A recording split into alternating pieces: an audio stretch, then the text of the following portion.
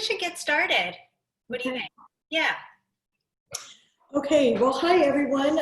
My name is Melissa Amici and I'm a board member with the Laredo Center for the Arts. I'll be your moderator for this evening, and on behalf of the board, I'd like to thank you for participating in our first virtual fundraiser. A special thank you to our Executive Director, Rosie Santos, for working so hard to help us make this all come together. Thank you, Rosie, and for taking all my frantic Thank you all for participating. So the Laredo Center for the Arts is a nonprofit 501c3 and was founded in 1993 by local artists Anne Brennan Vela and Mary Quiroz. Our purpose is to promote, encourage, and support all art disciplines for out-of-town visitors and Laredoans of all ages to enjoy without cost. We are currently offering free classes, virtual art classes on our website and social media platforms, as well as on our YouTube channel. You can also subscribe to our digital newsletter for more information. As you know, life has changed for all of us since this past March. We've all had to become more creative in the way we live life. One of our major sources of income at the center was from the rental of our space for special events. Due to the pandemic, the way in which we celebrate has had to change. Adapting to those changes while continuing to raise funds has been a challenge. We did consider the car drive-by honk thing, but didn't think it would be as maybe a class like this. So we're very excited to bring you tonight's program. Join me as we welcome Laredo native and founder of ArtBites, Maite Gomez-Rejón. Maite is also a recipient of the Laredo Center for the Arts Stars of the Arts Award, which recognizes local talent. Local talent for bringing national attention to our community.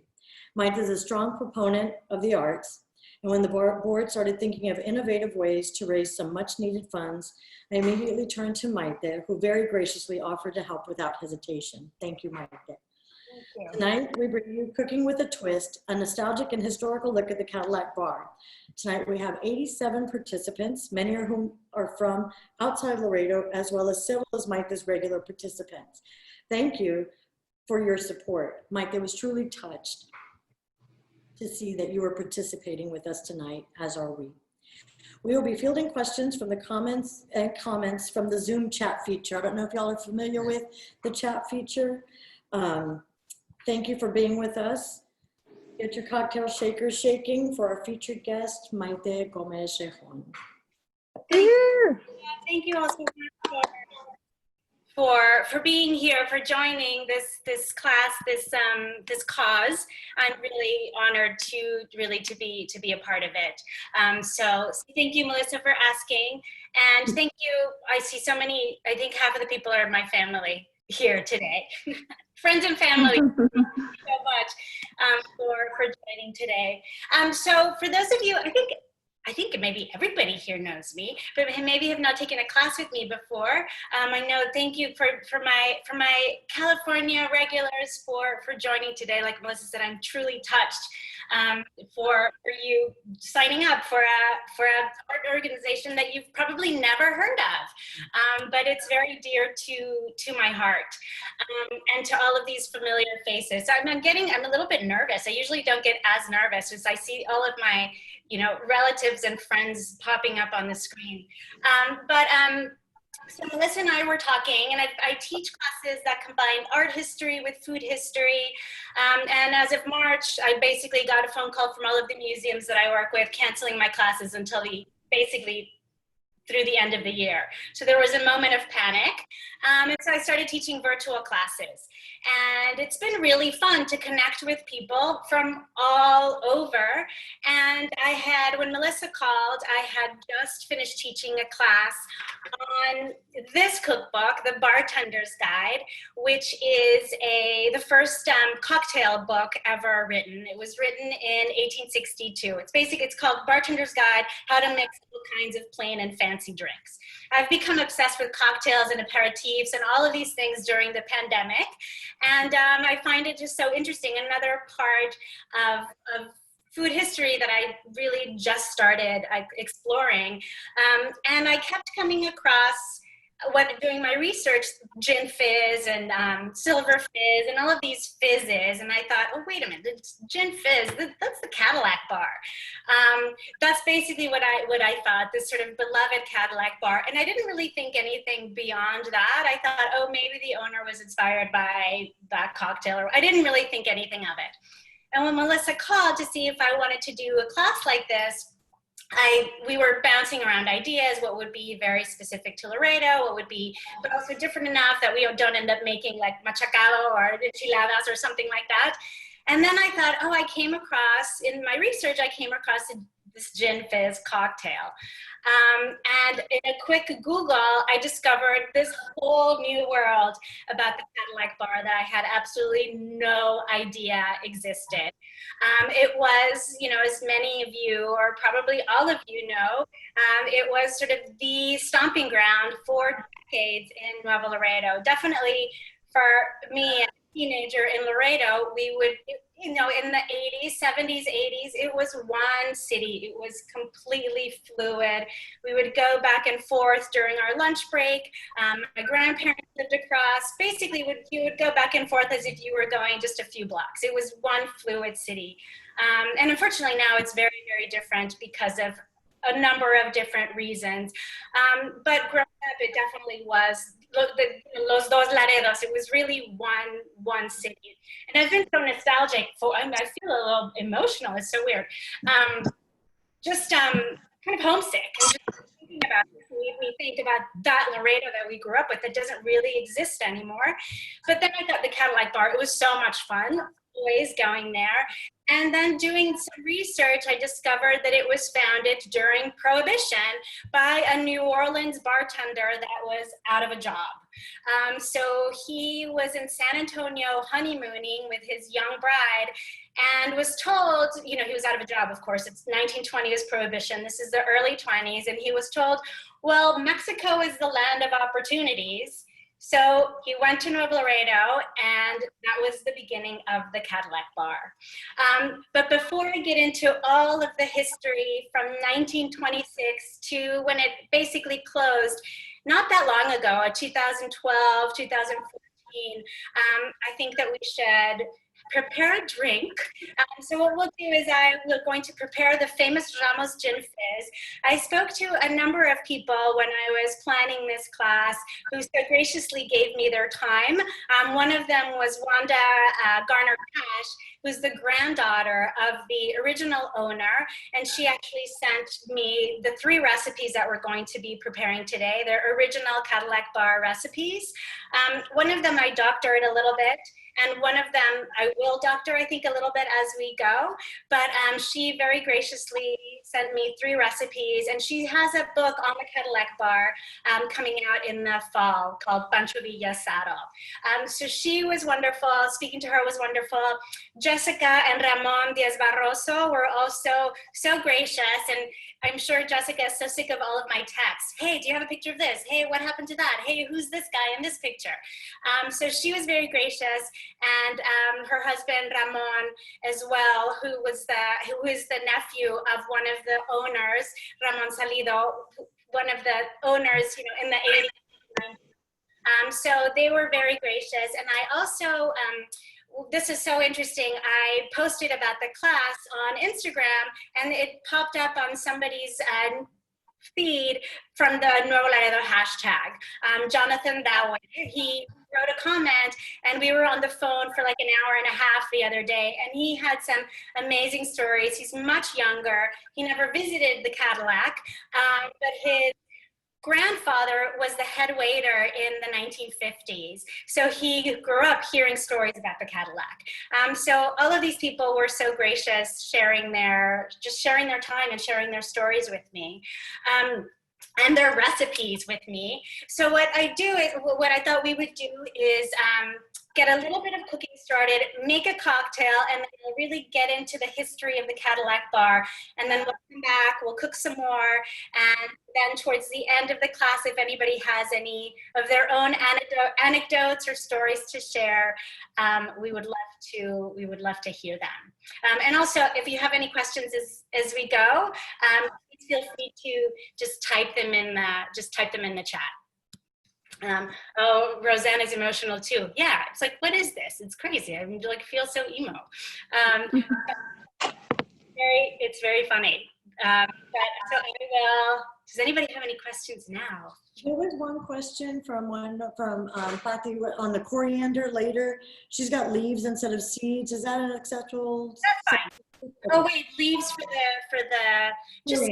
Oh no, for the yes, that's totally fine. Yeah, that's totally fine to do that. Anything else? Anybody else? No. Okay. So basically what we're going to do is we're going to make the Ramos Gin Fizz, the famous Gin Fizz, and then we're going to make the Shrimpala Louisiana, which is basically a boiled shrimp with a Louisiana sauce. And this was one of the recipes that Wanda shared. And it's also, when I spoke to Ramon Barroso, it was also one of their most popular recipes. So we're making that, and a crab Newburg.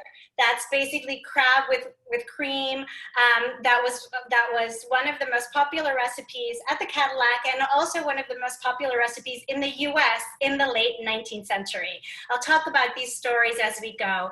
But before we boil the shrimp, we want to get the water sort of ready. I think we should just kind of get that ready. Just at least start getting that ready, and then we'll make our cocktail. I have a pot of water here, and all I'm going to do is I'm going to add 2 bay leaves to the pot of water. Very simple, 2 bay leaves, 2 crushed garlic cloves. So you can go ahead and do that.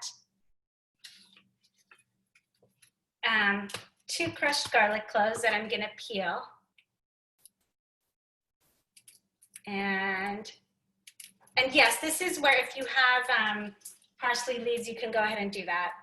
I'm just adding all of these things to the water. I want to flavor my poaching liquid for the shrimp so they taste really good and they're not just boiled in just plain water.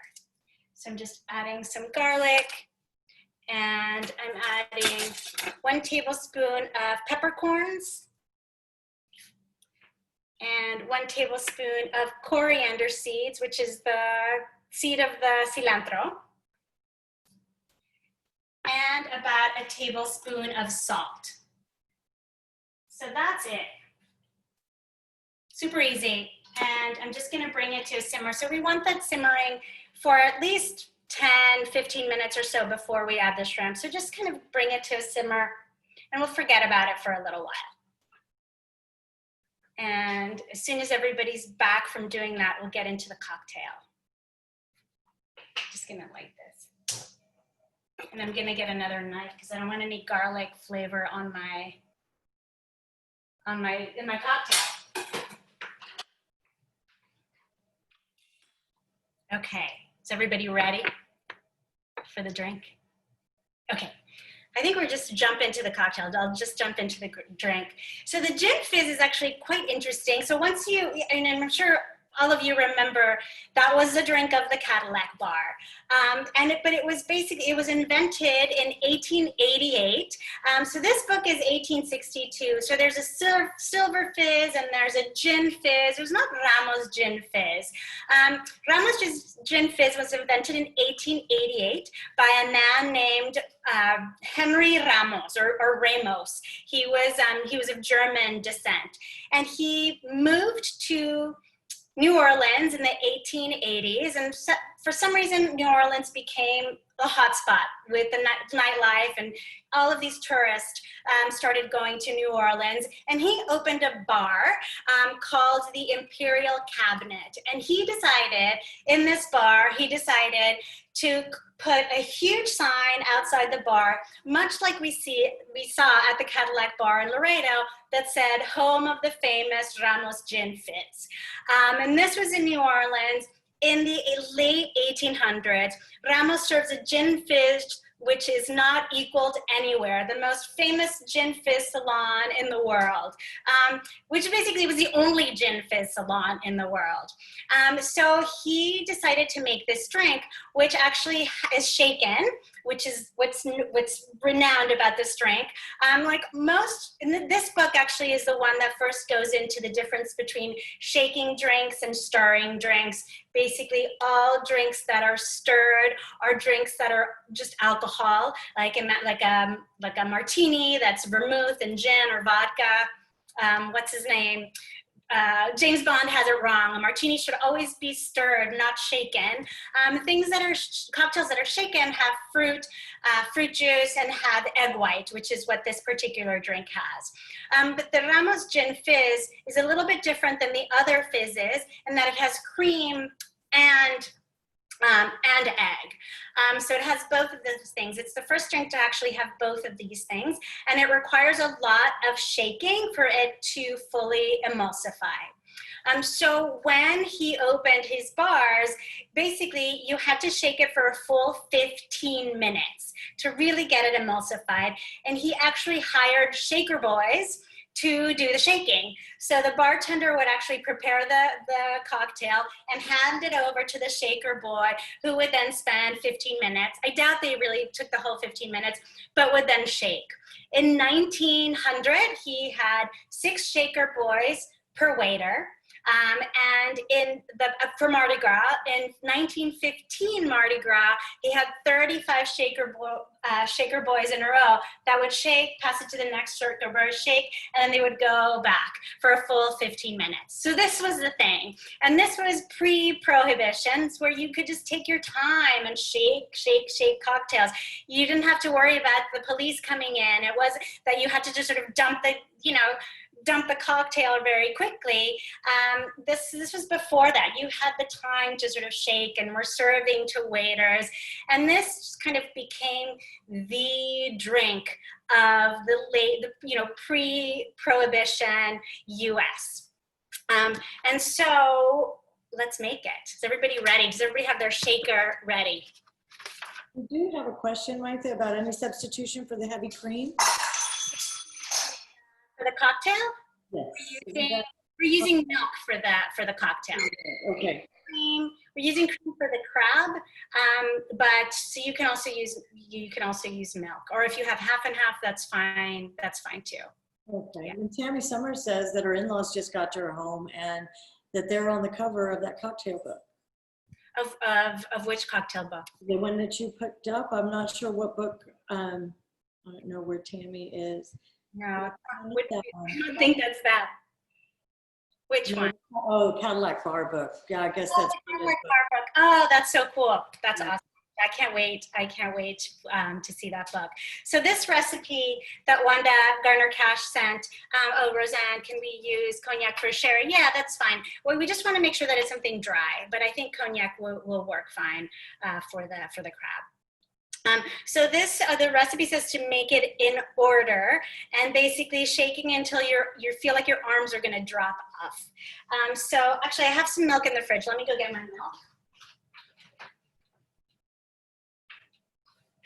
We want cold milk, and we want to put everything in order. So in my shaker, I'm going to add 1 tablespoon of powdered sugar. It's just kind of an interesting drink with the sugar and the milk and the egg. 1 tablespoon of powdered sugar. I'm going to add 1 ounce of gin. And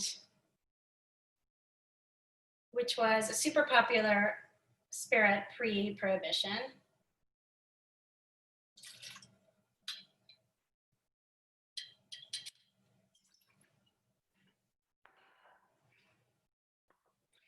Two ounces of milk. Oh.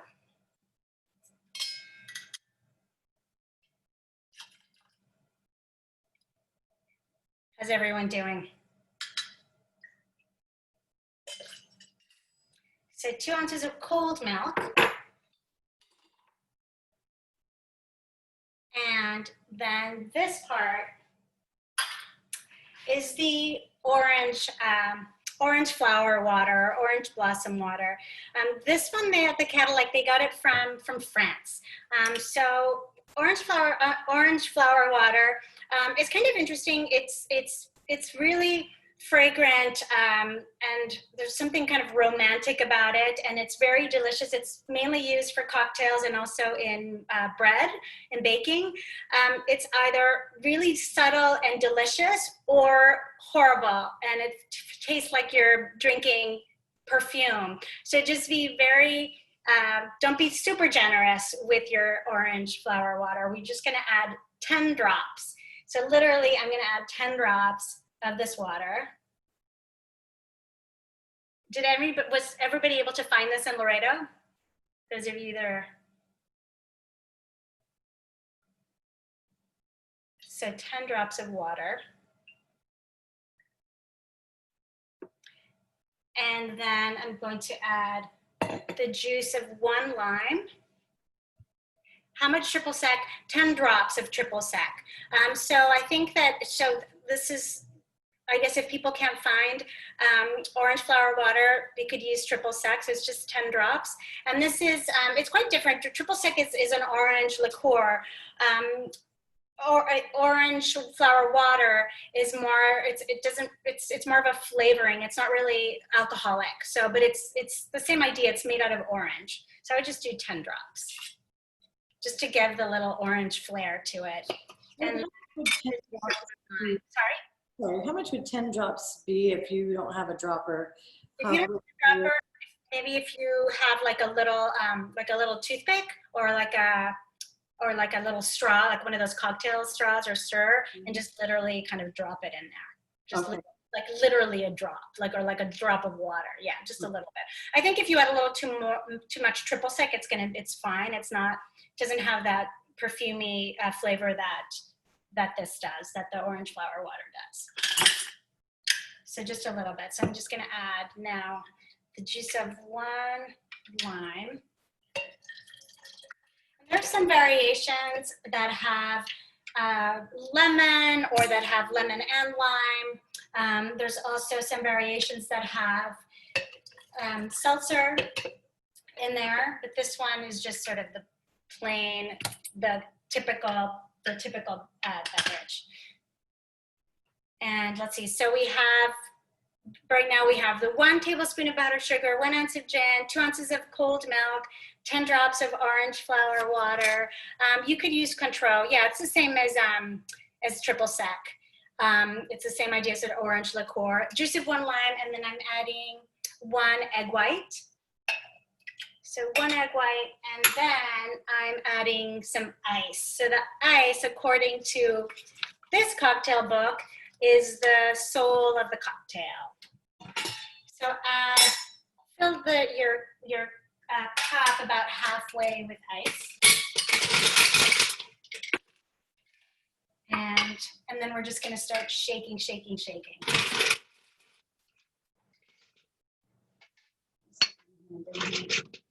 I see somebody already shaking. Who's that? April. Shaking. I see you shaking. Okay. All right, so then I usually, here it is.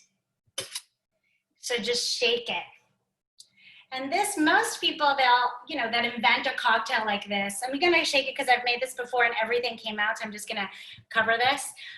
They don't like the inventor of the pisco sour with that, Peruvian pisco, he never wanted to share his recipe. Henry Ramos, he wanted to share his recipe. So this was recorded. This was, I talk too much with my hands. This was recorded. Is this a kind of pisco? It's kind of a pisco in the sense that it has egg. So it's the same idea, just in the sense that it has eggs, yes. But it's a different kind of alcohol. The pisco is much more. It's more like a brandy than this, which is gin. It's sort of different. So let's shake it. 15 minutes.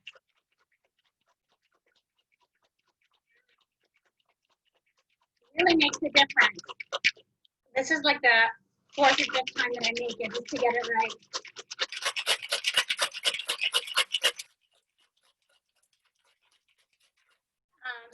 This is for 1 drink, yes.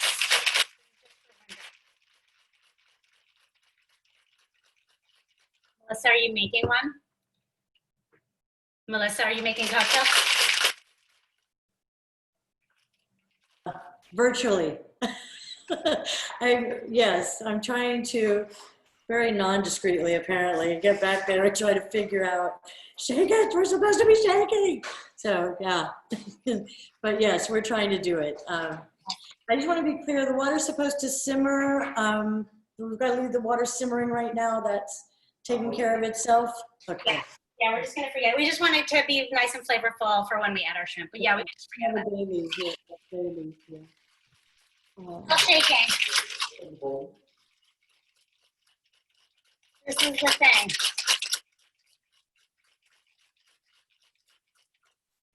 Are we still shaking? Where's Anne? Yes, we're still shaking. This is what gets how the egg and the cream emulsify. So I'm shaking. All right, I think I'm ready to stop. And now we're going to strain it into, I'm gonna fill in a glass with ice. So I'm just using like a 12-ounce glass, like a Collins glass. And this is a drink that doesn't have its own glass. You could serve it with any sort of glass. But I'm just gonna fill this with ice.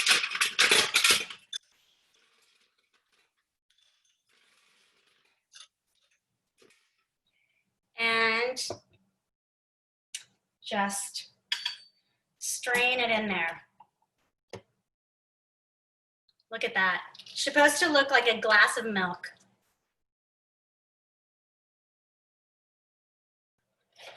That is a beauty.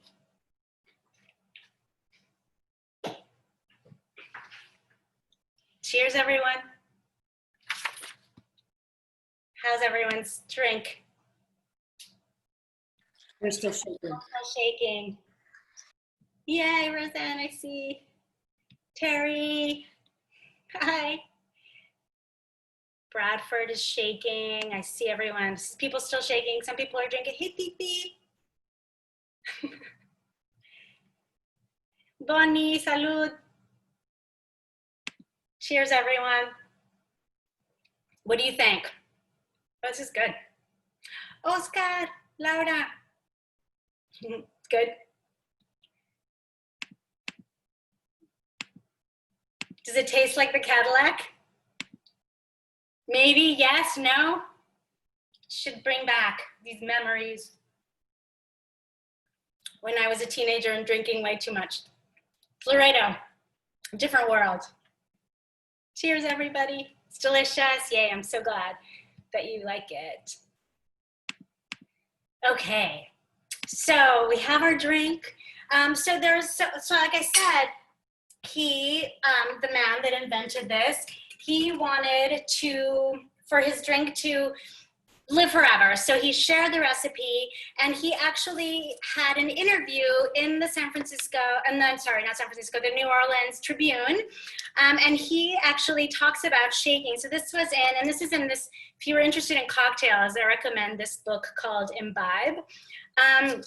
He talks about, he basically says, so this was in 1925. So Prohibition was already, in full force. Prohibition started in 1920, and it lasted all the way to 1933. So it went hand in hand with the Prohibition. So it was this very dark time.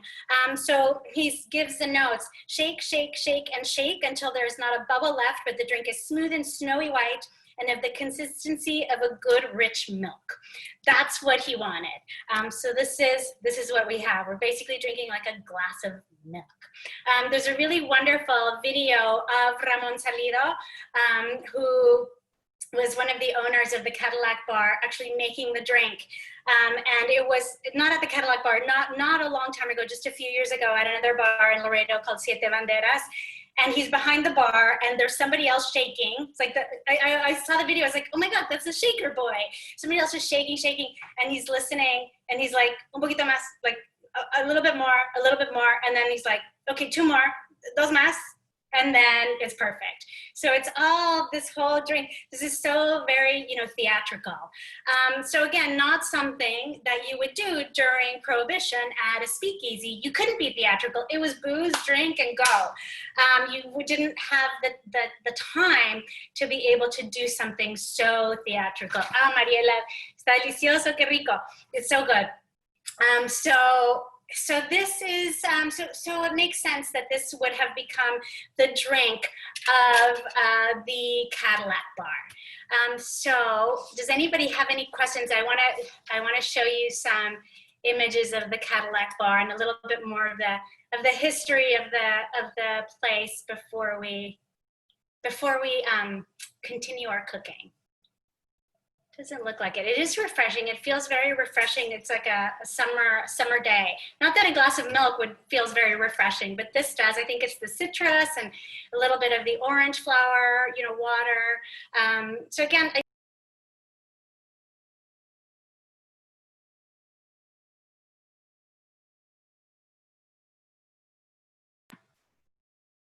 can you hear me now? Yes, okay.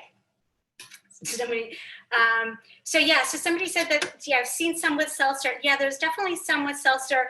There are different variations of them. The ones that we actually see in the original cocktail, the one in this particular book, 1862, it's a variation with seltzer. So there are sort of different ways of doing them. And I think this is the one that Wanda shared with me. So I assume that this is the one that was made in the Cadillac Bar, the OG Cadillac Bar. Shake until you feel like your arms are going to fall off. But it's kind of it's a nice, I don't know, it's a nice drink. It's a nice drink. So I want to show some images. So I started saying that this man, his name was Mayo Besson, and he was a bartender in New Orleans. Again, the Prohibition begins. The Prohibition hits in 1920, and actually the creator of this drink, his name was Henry Charles Ramos, but he was known as Carl, which is like, okay, how? I don't know why. But he served his last drink October 27. He sold his last drink October 27, 1919. So I love that is actually recorded, that on that particular day, that's when he sold his last drink. So Mayo Besson, he was a waiter, a bartender, in New Orleans, and he honeymoons in San Antonio and was told that Nuevo Laredo, Mexico is the land of opportunities. So he crosses the border from Laredo to Nuevo Laredo, and he opens up a bar, which was on the Guerrero, just 2 blocks from the bridge. So basically, for those of you not familiar with Laredo, the bridge connecting the two countries, it opens up in a street called the Guerrero. So it was right there, 2 blocks from the main strip, a dirt floor bar called the Caballo Blanco, White Horse. So he changes the name from Caballo Blanco to the Cadillac Bar because it sounded rich. It sounded super fancy. So it was going to attract the fancy people, which it did. So I want to show you pictures of them, of him and the, whoops, what am I doing here? Sorry.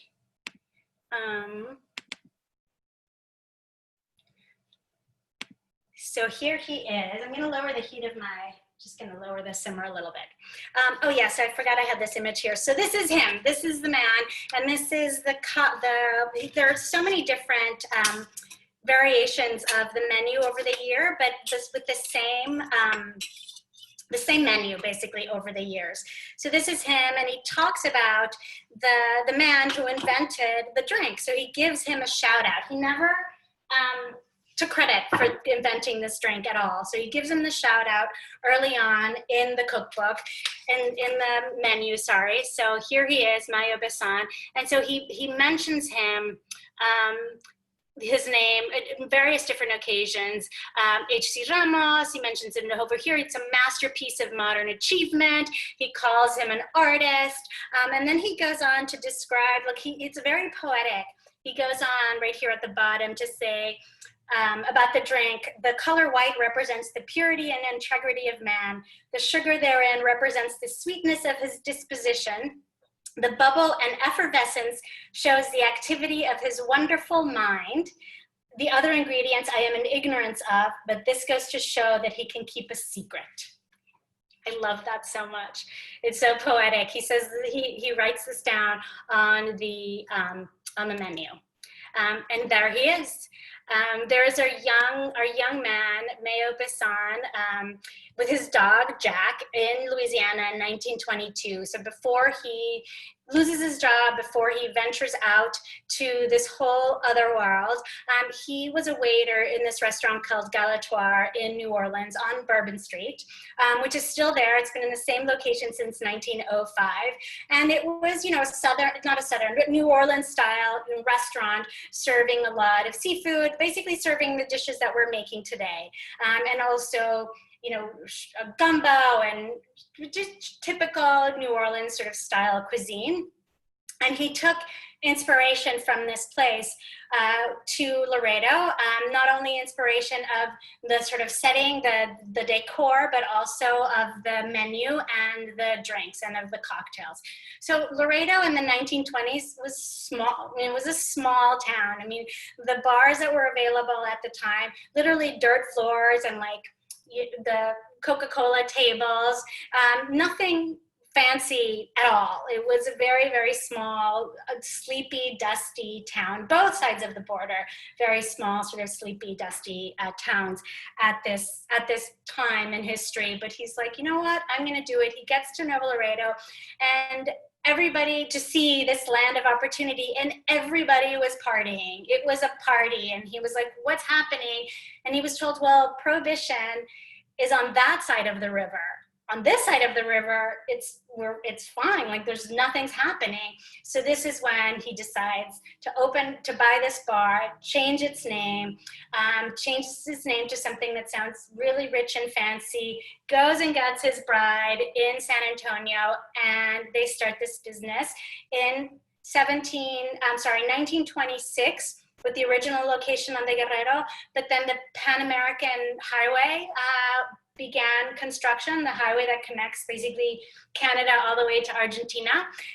And there was an edict saying that there could be no bars 2 blocks from the road. So he moved it to the location that, you know, probably all of us are the most familiar with, which was on Belden and Ocampo, on that sort of corner.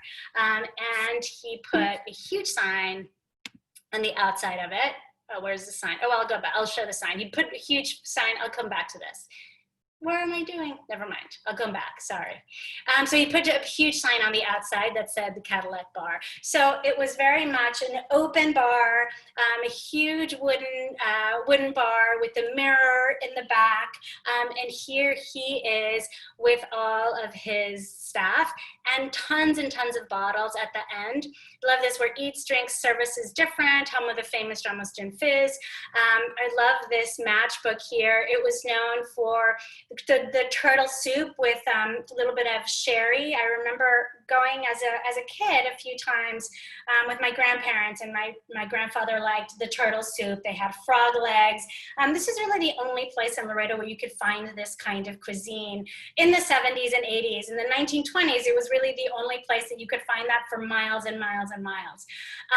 And even I actually went online when I was planning this class to see if I could find matches. I actually found a matchbook on eBay, and it was, so since we're old friends meet, since 1926, I love this, and it was actually sent from Canada. Like, why somebody from Canada had this?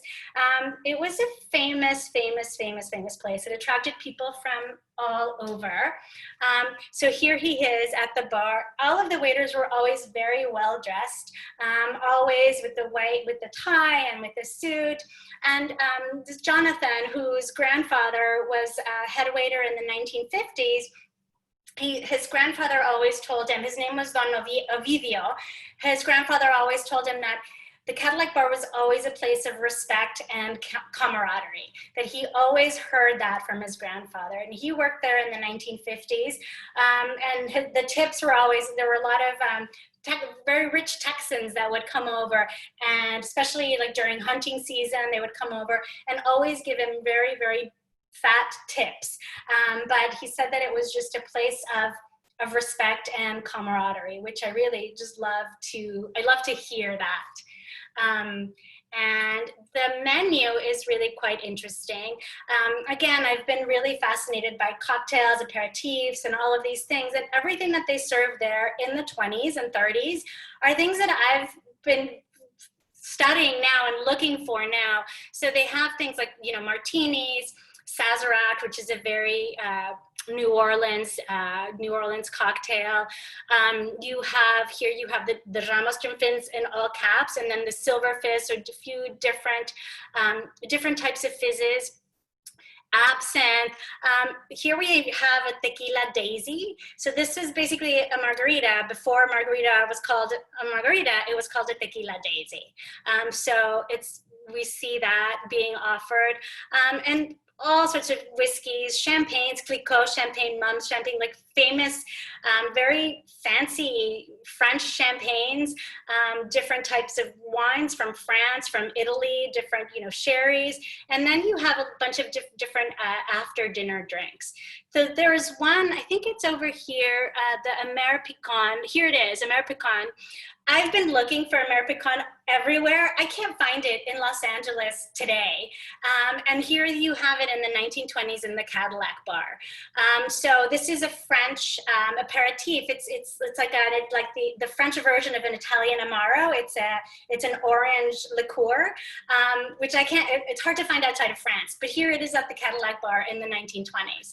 So he's probably bringing everything in directly from France. I don't know for certain, but he's definitely not getting it from the US, because nobody's serving alcohol in the US. Nobody's selling, well, they are, but nobody's selling this type of beverages in the US. So this menu is really just incredibly sophisticated. So he was attracting people from all over. So even back then in the 1920s and 30s, this became the place to go, not just for Laredoans on both sides of the border, but people from all over the country, really. It became really famous. And I forgot to mention, the prices are in US currency and in pesos, in Mexican pesos. So it says plata. So the menu is in English. We're in Mexico, but the menu is in English, and the prices are in both currencies, which is how I always remember it being. And you could pay in dollars or you could pay in pesos. And then the menu was kind of a mix between definitely New Orleans style dishes, but also Mexican dishes. Soft shell crabs. When I spoke to Ramon Diaz Barroso, this was one of the best selling items, were the soft shell crabs. Frog legs. I remember going as a kid and loving their frog legs.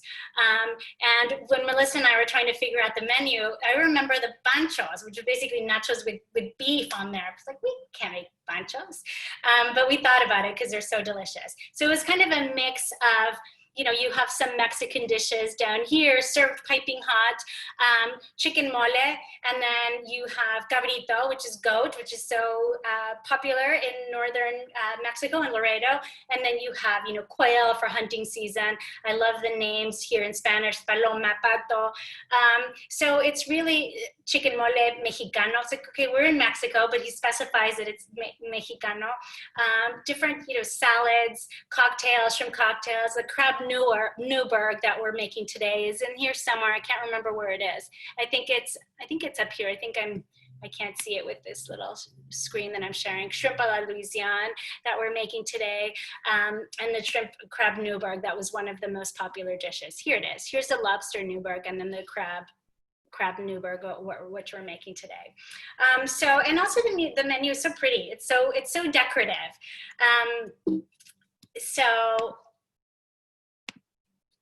And so just one more image of the menu is telling us that they served imported liquors. The bottles are not refilled. They're selling the real thing. The fresh fish is daily direct, it's coming direct from the Gulf. And you have, they're even telling you how to, what to serve with food. Before your meal, you can have a cocktail, a Manhattan. So these are drinks that are really popular now, again, with this sort of resurgence of the popularity of bartending, of cocktail. You see a lot of these old school cocktails. All of these first appear in this particular cookbook. And like, you know, today bartenders in a lot of cities, they're artists, and they're sort of show off their skill.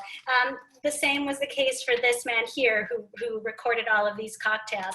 He had a bar in New York City and would wear a giant top hat when he tended bar, and had these 2 white rats that would frolic all over his shoulders. It was just sort of this crazy thing.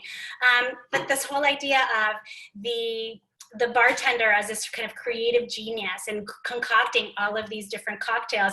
All of these different cocktails were being served in Nuevo Laredo in the 1920s during Prohibition. So you couldn't get anything on the US side of the border. You would just go to Mexico, and everything was there. This is when the margarita was invented, and this is when tequila started becoming really popular because people would cross the border, and this is one of the things that was being served. But they're telling you what to drink before meal, what to serve, with the meal, and also what nice digestives you can have. So this is definitely a place to go and lounge and just sit and enjoy your meal, and probably learn a thing or two about what you are being, what you're drinking. I'm sure everybody that worked there was quite skilled, was quite versed. This man, Don Novidio, who was the head waiter in the 1950s, after he left, he eventually started running a catering business that's still in business today, that his family, runs. So it's it introduced a whole new language into Nuevo Laredo, which blows my mind, because when I would go there when we were teenagers or in college, it's like, oh, just go, we had no idea of any of this history, which is so fascinating. There's pockets of history everywhere. Here's a picture, and this is how I remember it. Basically, just full of people, fun all the time. This is a happy crowd. February, the Washington celebration. So I love I love these 2 women here, and I don't know, some of you probably know some of the people in this picture. I don't recognize anybody, but I'm sure there are people that are familiar. Love this huge bar in the background. These 2 women are super stylish. So everybody's just having a good time. So this was definitely what it was. And it was a place that, women could come to, men. It was much, during the day, it was definitely a family establishment, but it was very much a reputable place. It wasn't like a cantina that was just for men. This was a reputable place to have a nice meal and to enjoy. So there's this kind of iconic logo that they already had, when it started. This is 1937, so 12 years after it opened. This is the Mims. I don't know their names, but I did see that that's what they were. They're a Laredo family. I mean, look at them. They're so beautiful. This woman with her stole. Here's from in front of the Cadillac Bar. We're from New Orleans. Cadillac Bar, famous Ramos Gin Fizz with the huge neon sign. And then this menu from the 1940s is so, the image here, I love it. It's like this mid-century image. I don't know who their graphic designers were, but they were definitely paying attention to every single detail. So in the 1954, there was a huge flood that devastated both Laredos, especially the areas that were right by the border, and the Cadillac Bar was devastated. This image is kind of pixelated, which is why it's so small, but you could see that it's, here's an arrow pointing to where the bar is. But this is the Guerrero, that main street, which is completely flooded. So this was devastated. Mayo's granddaughter was telling me that there was 10 feet of water inside of the Cadillac Bar, and he wanted to close it. So her grandfather was like, forget it, I'm done. He didn't close it. It took about 9 months of remodel, and then it was reopened. So Don Ovidio, whose grandson I spoke to, this is when he sort of left. It was 9 months before it reopened. So eventually he started his own catering business. But it's nice to have the Cadillac Bar in your resume. But here we have, and then. So he didn't close he retired, and he handed it over to his son-in-law, Porter Gardner, so married to his daughter, who was from College Station. So Porter Gardner took over the bar in the 60s and had it until the late 70s. So basically the same image, it looks the same in the background, same menu, same everything, just under different management. I almost forgot to mention that they had the saddle of Pancho Villa saddle, whether it was a real saddle or not, who knows, but it was definitely a tourist attraction. He also had a lot of revolutionary arms in his, I think it was in his office. And so this was 60s. By the time we get to the 1970s, the Waiters Guild had a lot of power. Waiters were demanding fairer wages, they were demanding more money, they were demanding overtime, they were demanding all of these things. And so eventually he was just completely fed up. And legend has it, he grabbed his Pancho Villa saddle, he grabbed his arms, left the keys on the bar, and went back to College Station. He's like, I'm done. And then, but it wasn't closed for very long. So this is when the Laredo families of Ramon Salido and Chito Longoria come in. Ramon Salido was a restaurateur. He had opened the Motel del Rio, which that place I remember vividly as a child because we would go on Sundays. I could still smell it. It had a beautiful fountain. It smelled like carnations. And I remember they had a little nightclub that our parents would take us to the nightclub so we could hear music. And they had olives with like Worcester sauce and lime. It was like, I still make them, and that's what I remember from the Motel del Rio. But it was, he started this in the 60s, so he was a restaurateur. He knew service. He knew how to, create a good time, and which already existed here at the Cadillac. He'd been wanting to buy this place and in the 50s and 60s. 1950 is when the Pan American Highway, the construction ended. So by the 1950s, Nuevo Laredo was really the entrance to Mexico. So just from Nuevo Laredo, it was a straight shot to Mexico City, and you could go to Monterrey, to Acapulco, you could go to all of these places. Nuevo Laredo was bustling. There were nightclubs. There were, great restaurants. Cadillac Bar was one of them, but it was sort of this bustling place. Ramon Salido had been wanting to buy this, but Porter Gardner didn't want to sell it. Eventually, Porter Gardner leaves with his Pancho Villa saddle, leaves the keys on the counter, and Ramon Salido gets a call. And, I buy this place.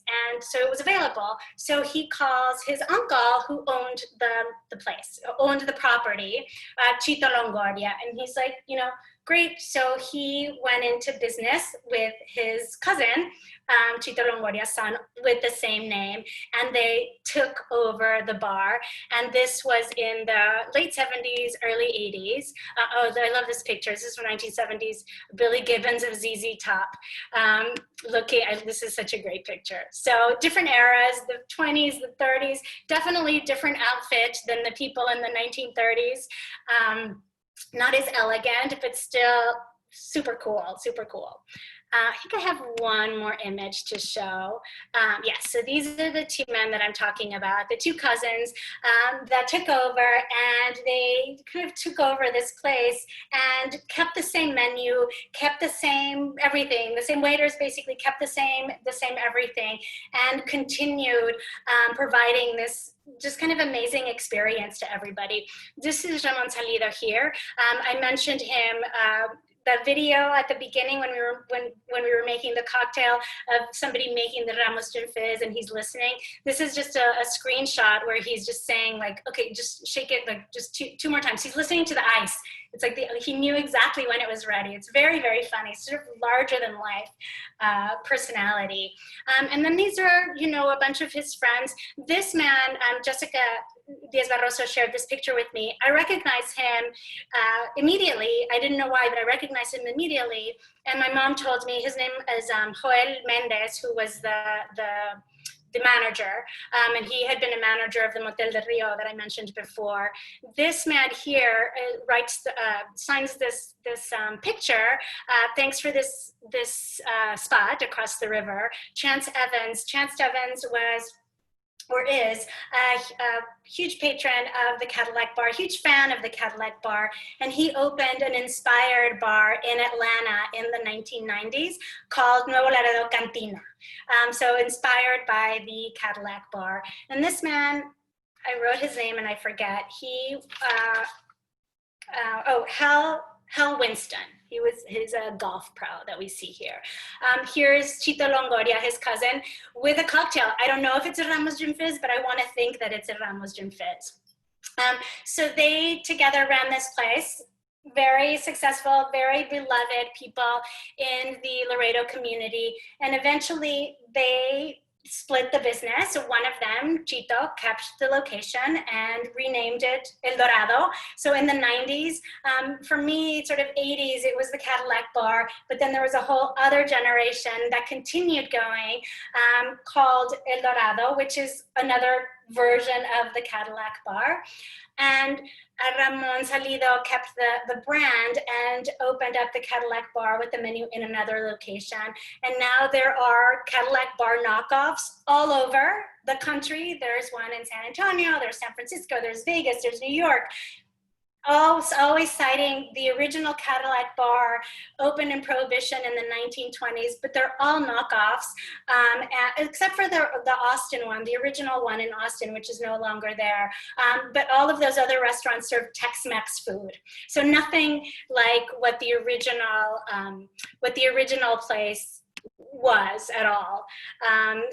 But they're around. So this name of the Cadillac Bar, this allure of the Cadillac Bar is still there. And in conversation with Ramon Diaz-Barroso, it made me so nostalgic for this Laredo that is no longer there. It's like, it was going back and forth from the border, and it was really fluid. And even, going across and having, a drink. I remember moving away and going to college and going to buy like a 6-pack of beer and being carded. And I was like, oh, this is a thing?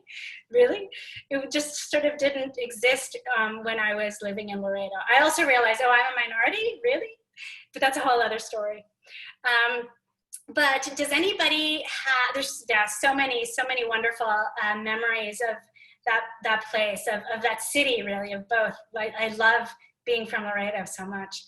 Does anybody have any questions or any comments before we start cooking? Any questions? Anything they'd like to share? Maite, Yes. on the Mexican daisy, and then switch to the margarita. I mean, margarita is Spanish for daisy. What was the change, or what was it? Do you know how that happened, or what was a Mexican daisy versus what is a margarita now? It's basically the same thing. Like in this book, there's a recipe for daisies. So basically in the 19th century in the US, all of what we see is it's either gin, whiskey, or brandy. Those are basically the only things that were used.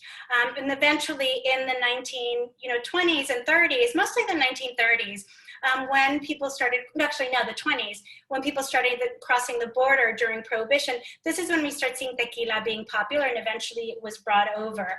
But there is a recipe for daisy here, which is basically exactly the same thing. And let me look for it, and I'll so that I could read it for you. The daisy, it was. There's also, this is before martini was called a martini, it was called a Martinez, named because it was invented in Martinez, California during the gold rush. But oh wait, let me see where it is. The daisy, it's basically lemon, no, but this isn't the right one. So it's basically, it's lemon gin with lots of ice, a little bit of seltzer. So it's basically, they have, but this wasn't the one, oh, here it is. Here's a different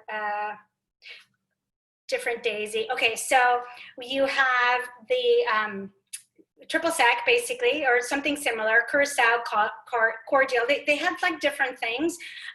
It had brandy, it had lemon, it had ice. So eventually they started bringing these brandy, sort of these cocktails, and substituting tequila. I think that if I'm not mistaken, there's so many different versions of how the margarita came to be, but one of them is in Tijuana. And they substituted, somebody asked for Daisy, they didn't have the right ingredients, and they used tequila instead, so they called it a margarita, which is Spanish for Daisy. So it's just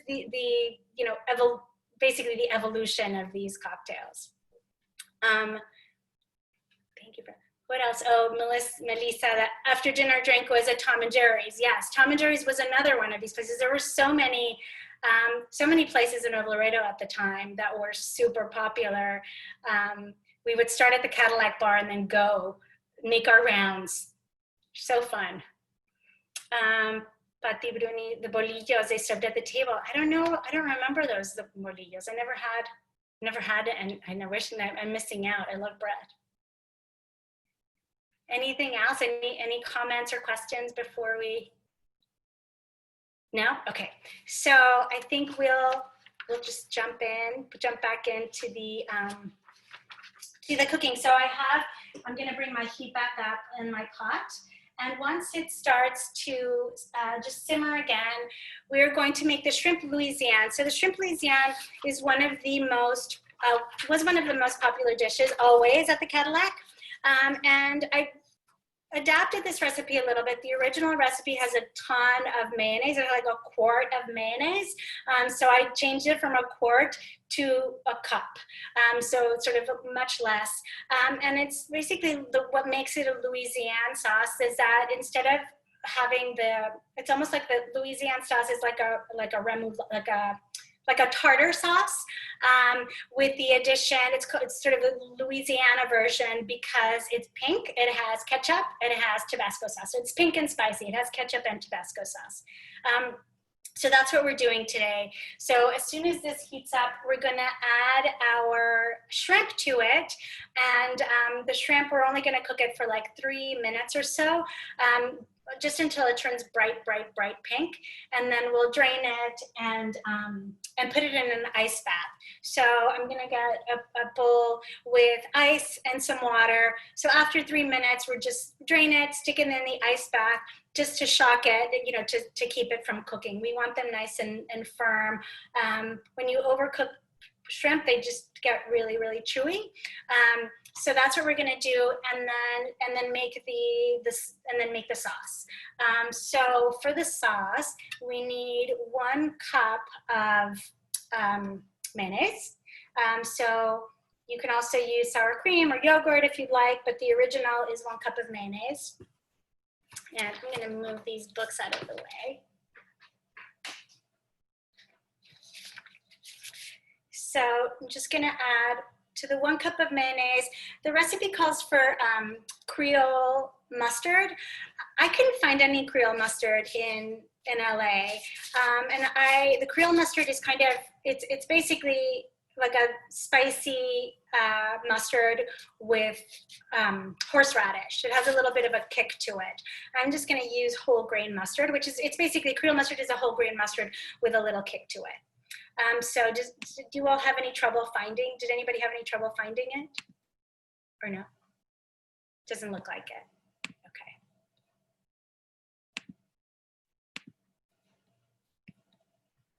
I think there was one store here in Laredo that carried it, which was the HEB Plus. Oh, really?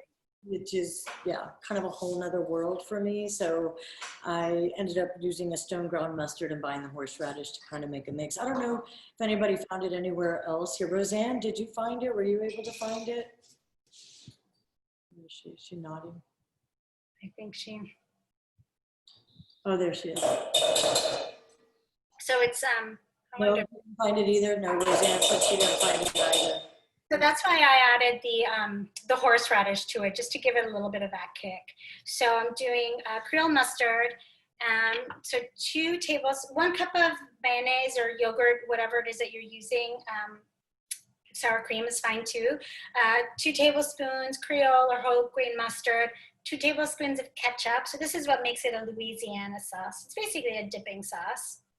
I'm adding 1 teaspoon of horseradish. Oh, somebody found it at Big Lots. Rita's using pale ale mustard. That's good too. Yeah, something with just with a kick. So maybe if you're using the Creole mustard, maybe taste it before adding the horseradish, because it already has a little bit of horseradish. So I'm adding a teaspoon of horseradish, 1 teaspoon of sweet paprika. I think the other paprika, the smoked paprika, I think is a little too strong for this. And then I'm going to add some juice of 1 lemon. So just the juice of 1 lemon. I want to see how everybody's doing. I love seeing people in their kitchens.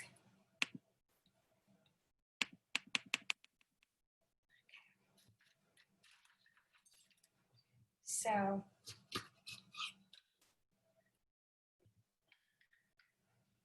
juice of 1 lemon.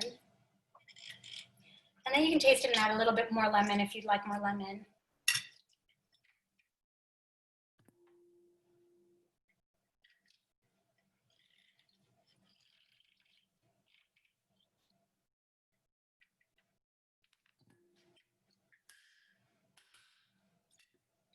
So I have my lemon, my yogurt, my mustard, my ketchup, my horseradish, and I'm just gonna add my paprika. And now I'm just gonna add some salt and pepper.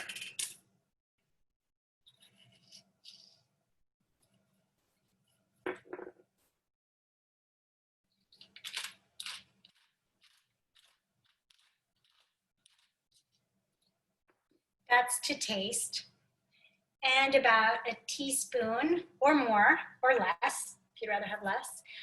How much shrimp are you cooking? The recipe calls for 1.5 pounds of shrimp, which serves about 8 people. I'm doing a little bit less. Let me see.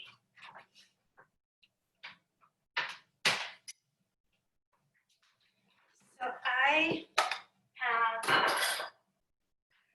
think I have about maybe 12 or 16 shrimp, something like that.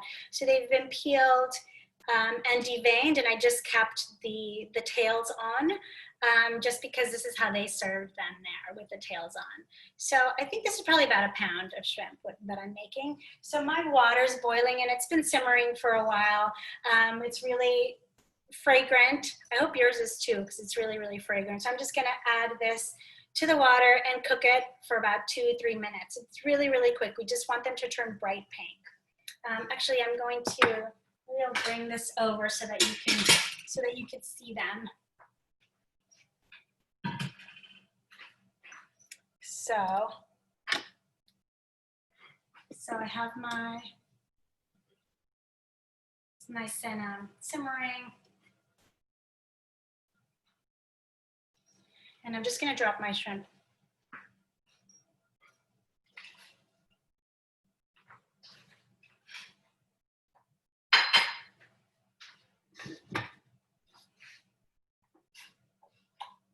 You can see that they're already starting to turn pink. So while this simmers, I'm going to fill a bowl with ice and some water. How's everyone doing?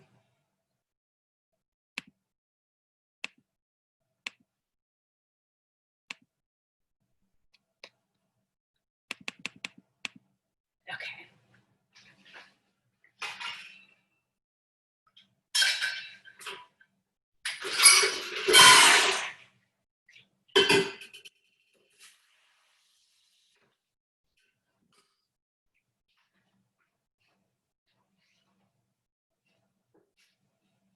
Go another minute.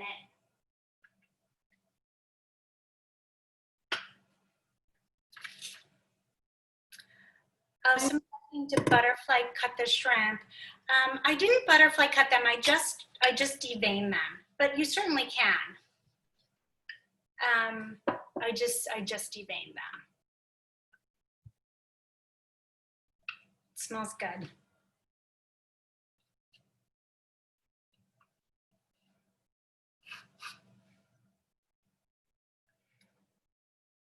And this originally, in the original recipe, oh, I forgot to add Tabasco sauce. I'm gonna bring this back over here.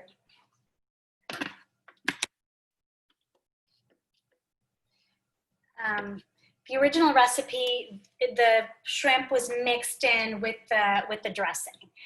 So we're going, but then in the later recipe, the sauce was served inside and half of an avocado. So that's where we're gonna do it. Rather than mix it all, we're gonna serve it so then we could just dip the shrimp in it.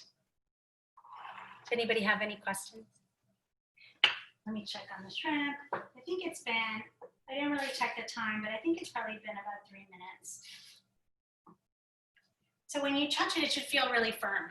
So mine feel good. So I'm just going to drain it and put it in ice. So I'll be back. I'm just gonna take it over and put it in ice.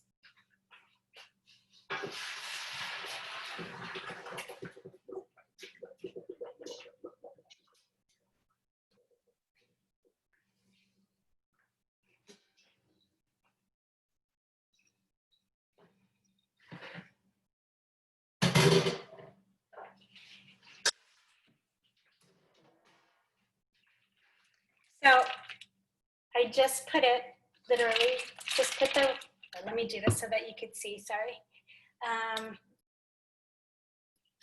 So I just put it in an ice bucket and an ice bath, just to cool the shrimp, just to stop the cooking process. Melissa tasted it, oh yeah, I'm so glad you like it. So this we just wanna, if we let them sit while they're still warm, they're gonna continue cooking. So this is just gonna stop them from cooking. And then we're just gonna strain them again and then dry them. And I'm gonna strain these again. Goodbye.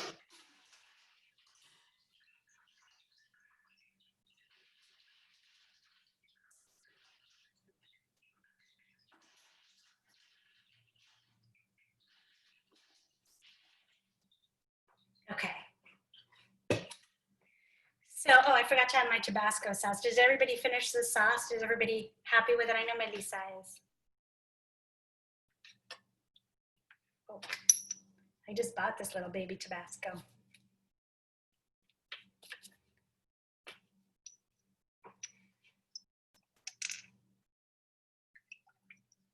So about a teaspoon or more, depending on your taste. So that's it, super simple. So again, the original recipe, the shrimp was then added to this and it was all mixed together and it was served over a bed of iceberg lettuce. I want to taste this. Oh, it is delicious.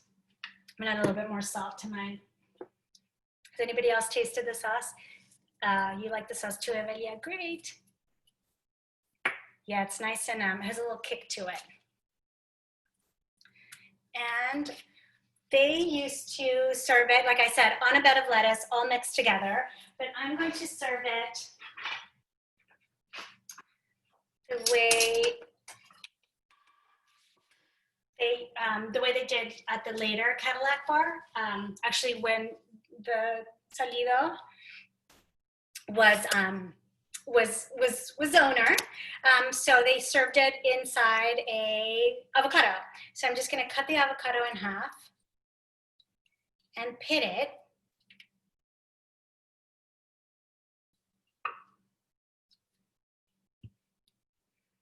And oh, let me get a spoon because I'm gonna just scoop some of the avocado out so I could fit some sauce in it.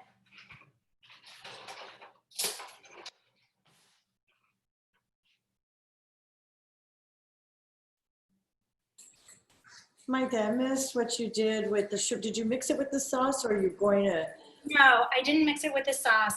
That's what they did with the original recipe. But then I feel like when it's mixed with like too much sauce, then I feel like you can't really taste the shrimp. So you can certainly do that, and that's what the original recipe that I was sent was. When I spoke to Ramon Diaz Barroso, later in the Cadillac, they would put the sauce in half of an avocado, and then with the shrimp tails, kind of a little elegant kind of in a circle, so that then you can dip. And that way people can choose how much or how little to use. So it's up to you. If you love the sauce and you want to mix it, by all means, go for it. Let me find something to put this avocado, half an avocado. And I've seen recipes for this sauce that have diced celery. So there are different variations of this sauce that you could do. So I'm happy with my sauce. Erika, sauce is delicious. Erika. Oh, truffle ketchup from Trader Joe's. Wow, that sounds interesting. That's fancy. It's appropriate for the Cadillac fanciness of the Cadillac. So I'm just making like a little boat. Oh, this looks so pretty. So, and I have, let me show you a platter.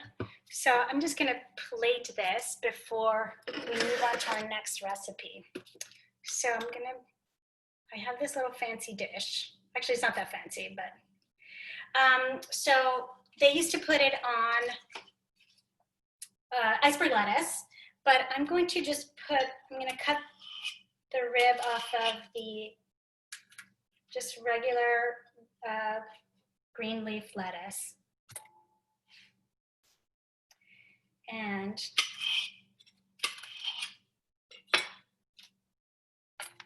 sort of inspired by the fanciness of the menu. And then I'm just gonna put a little avocado in the center and hope that the sauce doesn't spill. I'm gonna scoop some sauce out so I don't spill it out all over the place. Which I am, but that's all right. And then just put the shrimp on the side. Ideally, you would want the shrimp to be really chilled. But how pretty does that look?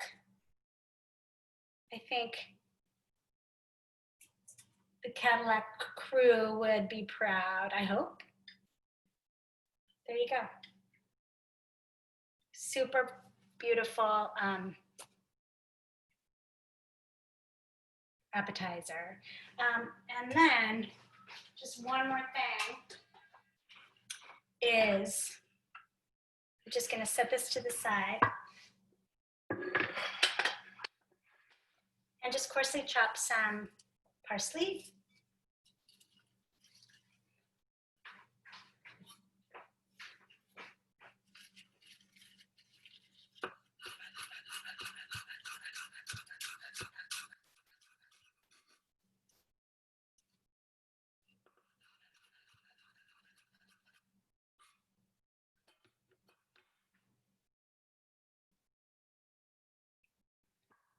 And just garnish a little bit of the avocado.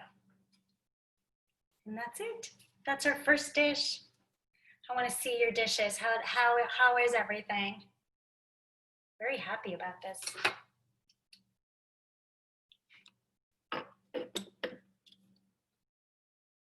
Has anybody tasted it with the shrimp already? Or, oops.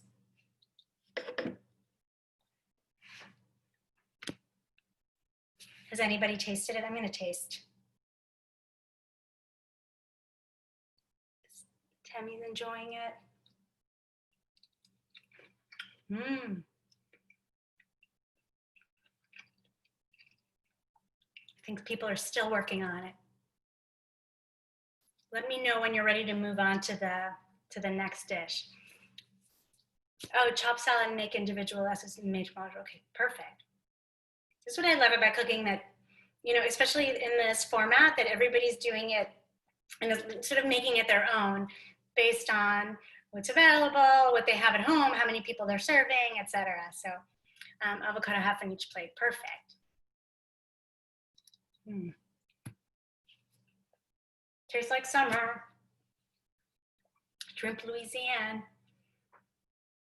I'm gonna stick mine in the refrigerator so they could be nice and chilled. For now.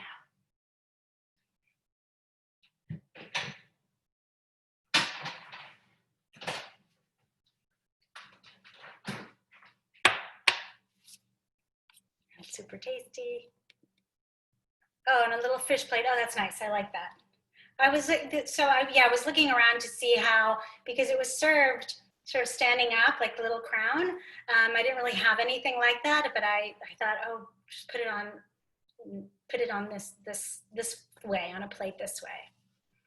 Does anybody want to show your dishes? Oh, Roseanne, I can see. Oh, that's beautiful. Oh, Kim, that's beautiful. Bradford. How do I show you? Just put it up on the, like that. Oh, Bradford, that's beautiful. Hey, what Alfonso? Oh, Sophia. Oh, Jordan. Wow, that looks gorgeous. Bonnie, qué bonito. Oh, Rita, look at that plate. That's beautiful. That's elegant. Jonathan, beautiful. Anybody else? I don't know if I missed anything. Amazing. Thank you all for sharing your, and Alicia.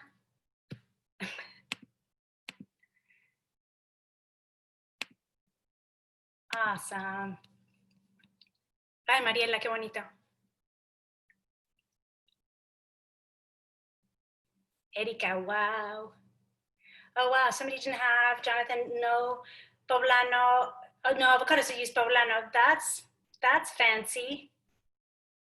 That's interesting. I never really thought I would think of serving the poblano like that. I love that. See, always learning something new. Shrimp is amazing. Good, yay.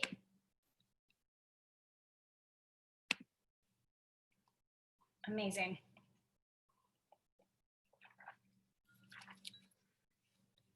So we have, oh, wait a minute. The class is over at, I'm not going really over time, Melissa. I just lost track of time with the, I am, right? Melissa? I'm sorry? The class is over in 4 minutes. Oh, I know. I was looking at that as we were finishing the shrimp. Yeah. I lost track of time with the time change. Sorry. So, oops. Does everybody have 15 more minutes to make one more dish real quick, or does everybody have to go?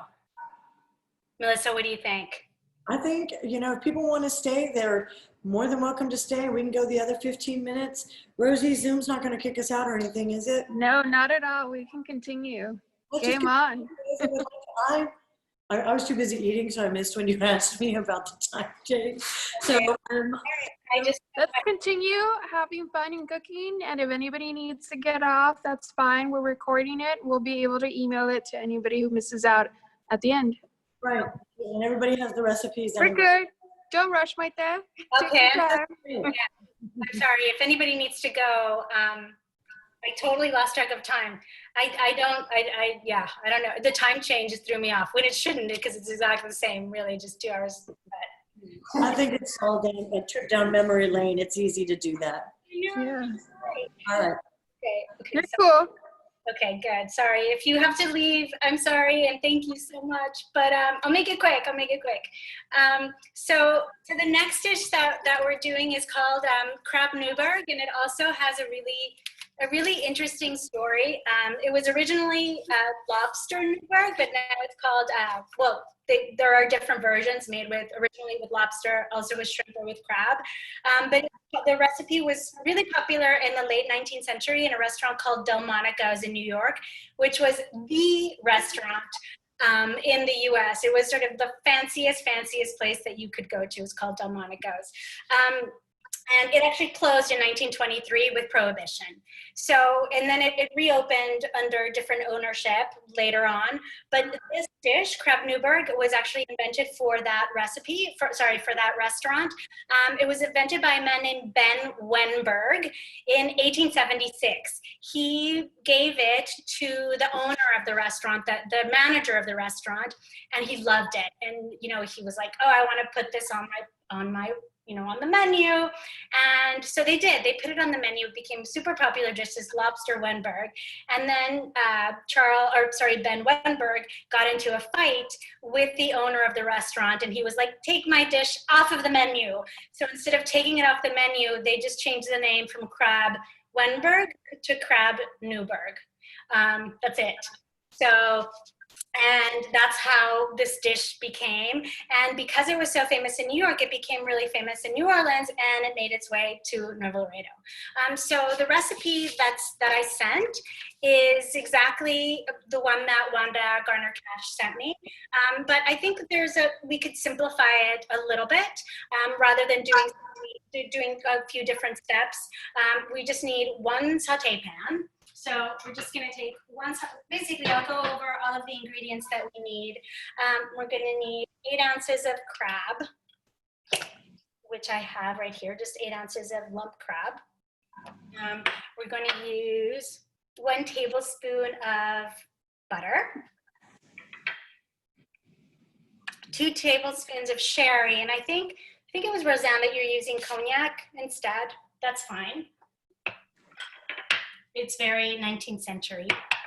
And we're using 2 tablespoons of heavy cream and a pinch of cayenne pepper. And then we have 1 egg yolk. I'm glad we had people make the egg yolk. Otherwise, we'd be like, oh, so much longer. So an egg yolk. If you didn't do the egg yolk, just skip the egg yolk. That's totally fine. I might skip the egg yolk too, but I have it in this because I wanted to show off my little egg dish.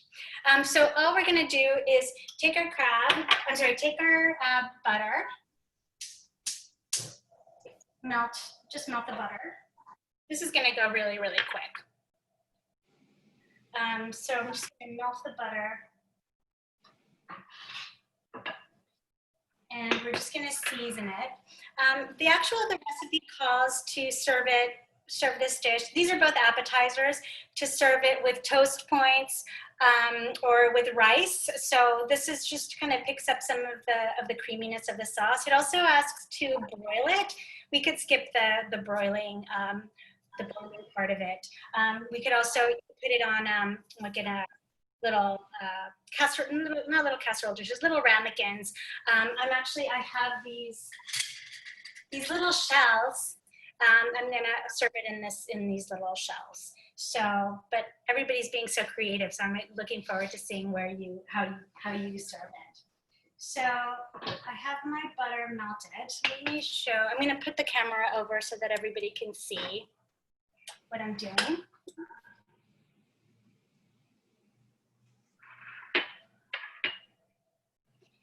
So just melting the butter, and I'm gonna add all of my crab.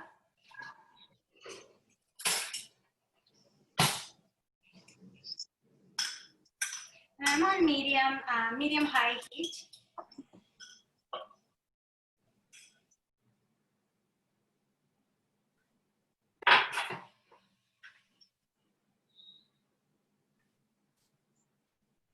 So I'm just gonna, the crab is cooked, so I'm just gonna coat everything with butter. And I'm going to add some salt and pepper.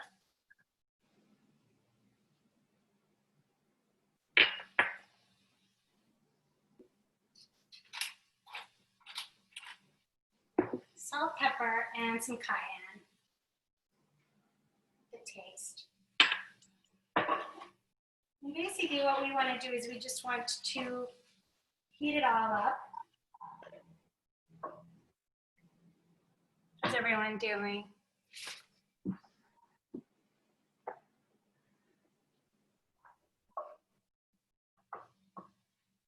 Just heat it up, and then once we heat it up, we're going to add the sherry.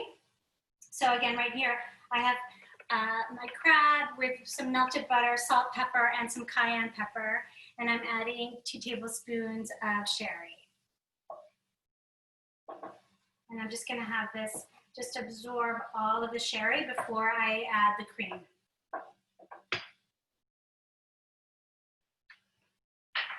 Oh, I love the smell of sherry.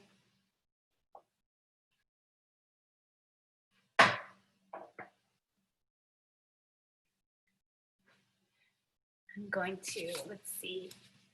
I love seeing everybody doing their thing.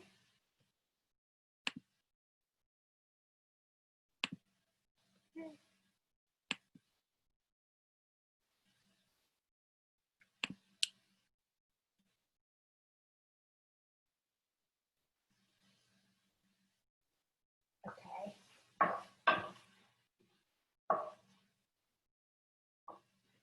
So I'm just mixing that.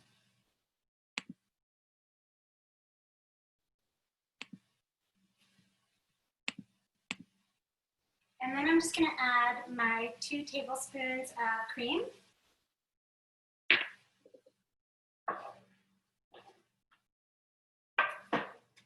And so it smells so decadent. And this is when you can add your egg yolk to it. And then give it a little taste to see if you don't need any more salt or pepper or anything. Cayenne. And add a little bit of pepper.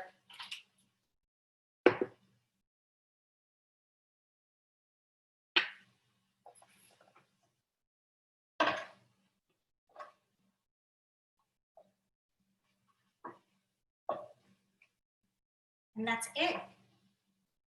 Really, really simple. Oh, the egg. I'm going to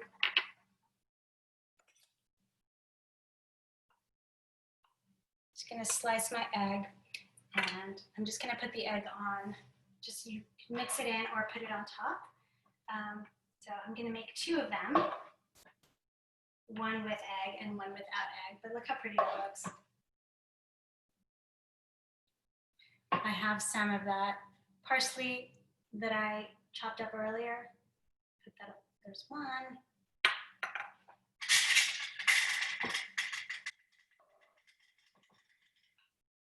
And this is the crab Newburgh.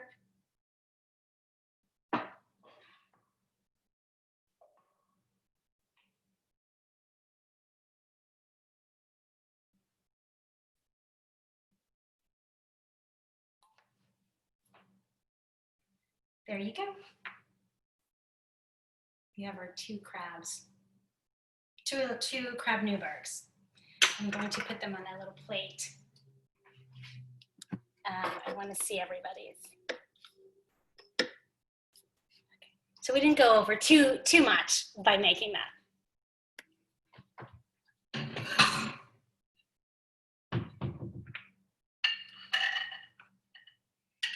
So there you go. So the recipe says for rice or shrimp toast. Literally, shrimp toast are, you take, a bread, cut it in little triangles, brush them with melted butter, and just toast them in the oven, like 400 for like 6 minutes. But that's it. Look how pretty that looks. Beautiful. Anybody? Does anybody want to share theirs? Thank you, all of you, for staying. Let's see, Velia, I saw. Oh yeah, Terry. Oh wow, that looks pretty. The crab and the other little ramekins. What did you think? Did you taste it? Did anybody taste it yet?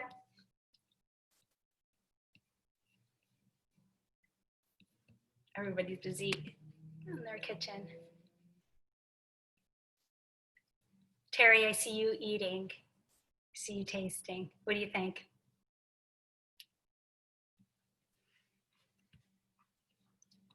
Awesome. Jorge.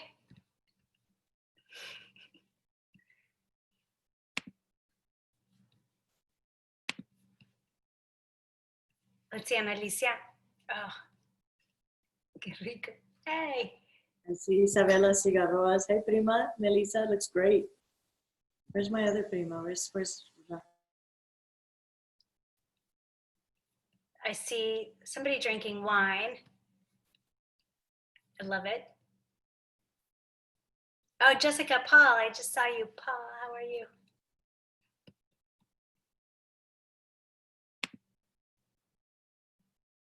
So what do you think, everybody? Good stuff?